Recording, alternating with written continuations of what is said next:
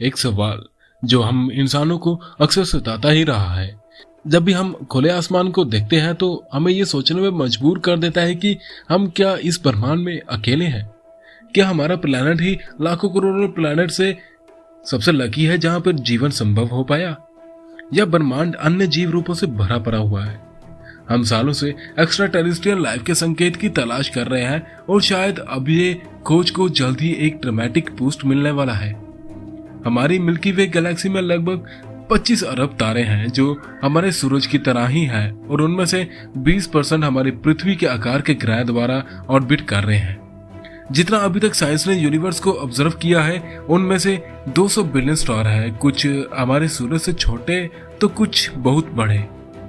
हो सकता है कि उन सूरज के भी हमारे पृथ्वी की तरह ही अरबों प्लैनेट हो। तो इतने सारे प्लैनेट के साथ हमें हर दिन नया जीवन क्यों नहीं मिल पा रहा? सच्चाई तो यह है कि हमारी टेक्नोलॉजी अभी इतनी एडवांस नहीं कि हम दूर दूर तक कुछ ज्यादा डीपली देख सकें।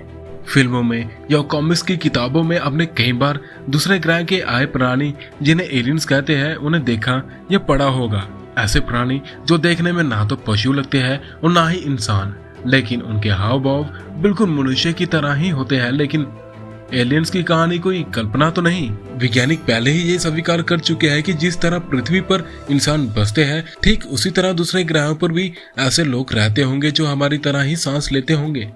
इसके अलावा यूएफओ पर एलियंस का आने जाने जैसा विषय भी जिज्ञासा का केंद्र बन चुका है। अभी तक काफी लोग ये दावा कर चुके हैं कि उन्होंने आसमान में इन्हें उड़ते हुए या एलियंस को देखा है,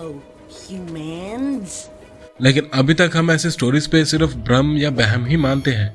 हालांकि ऐसे जीवों को आज तक किसी ने देखा नहीं, लेकिन दुनिया का कोई भी ऐसा देश या वैज्ञानिक संगठन ऐसा नहीं है जो एलियन की अवधारणा को नकार सके। इसके विपरीत वैज्ञानिक तो यहाँ तक मानते हैं कि एलियन छुप छुप कर धरती पर आते हैं और मानव जीवन पर पूरी तरह से नजर रखते हैं। इतना ही नहीं, वैज्ञानिक तो ये भी मानते हैं कि टेक्निक और विज्ञान की दृष्टिकोण से दूसरे ग्रह के ये अद्भुत प्राणी पृथ्वी पर बसने वाले लोगों से कहीं आगे हैं।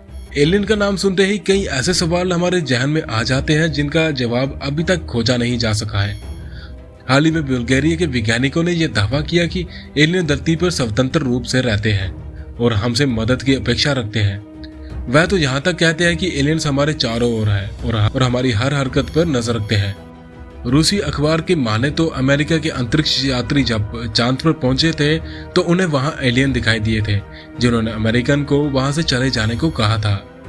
2009 में अमेरिकी अंतरिक्ष एजेंसी नासा ने हमारी आकाशगंगा के सर्वे के लिए केपलर मिशन 10 के नाम से एक मिशन की शुरुआत की थी। उसका उद्देश्य था कि प्लैनेट हंटिंग यानी जीवन योग्य ग्रहों का खोज करना। ये अंतरिक्ष वेधशाला शक्तिशाली टेलीस्कोप से सज्जित है जो पृथ्वी जैसे आकार और गुणों वाले ग्रहों की खोज कर रहा है। ये भी पता लगाने की कोशिश कर रहे हैं कि 400 अरब तारे और इतने ही ग्रह वाली हमारी आकाशगंगा के कितने ग्रहों में जीवन संभव है। एक अध्ययन के अनुसार हमारी आकाशगंगा में 160 अरब ग्रह हैं जहां एलियंस हो सकते हैं।